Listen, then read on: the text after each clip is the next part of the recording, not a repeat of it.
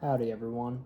Today I want to talk about op amps. I thought it was really cool because I'm actually studying this stuff in college and I wanted to explain it in a way that maybe if you are interested in these, maybe it'll become simpler through this explanation. The thing about an op amp is that it is a very interesting piece of hardware. Now, the thing about it is that on both sides, it has a positive and negative power supply. Now, that really depends on what you're doing, because an op amp, it's got a dual power supply for it, and that's interesting. But in a filter, it can either have one or two power supplies. For the op amp itself, you're going to have a negative and positive.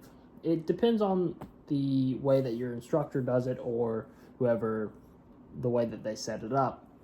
But generally, there's a negative side and a positive side.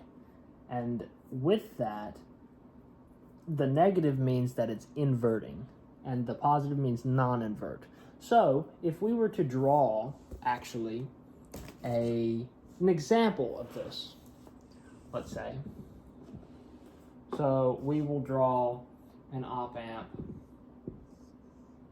like so, and we have our V out right here going to the ground, and we also have our negative, positive. Let's draw up here like a resistor here, and then we'll draw this down and ground it, and then a resistor here, and then a power supply, and then ground. Now, what we can technically do with this is, let me give you a better close-up here. This is our example of what we're looking at.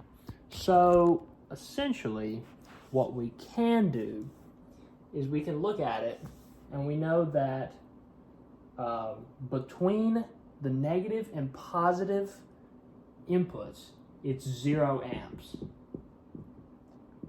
It's 0 amps.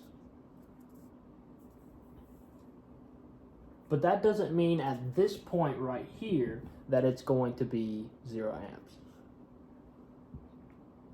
Just in this general explanation, it is. In this example, it is. Now, what does that mean? Since there's no voltage here, this intersection between this resistor and this resistor is actually going to be 0 volts, like the one down here, since V minus equals V plus equals 0 in this equation.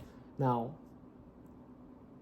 generally, when you are doing stuff like this, they're going to put a voltage here, a voltage source here.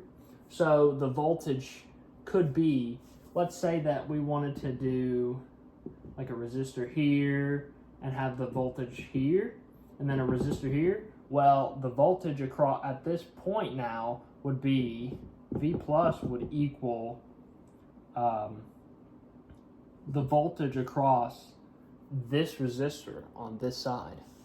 Let me just show you. Right here would be this resistor right here. That's what the voltage would be.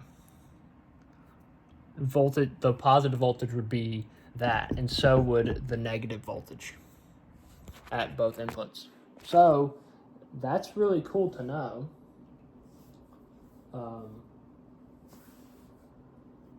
But for finding V out, we can say that V out equals whatever this is. So, well, don't want to do that just yet. We can say minus IR minus VR at that resistor equals 0.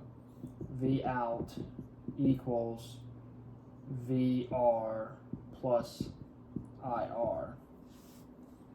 And so that's how you would find the output voltage.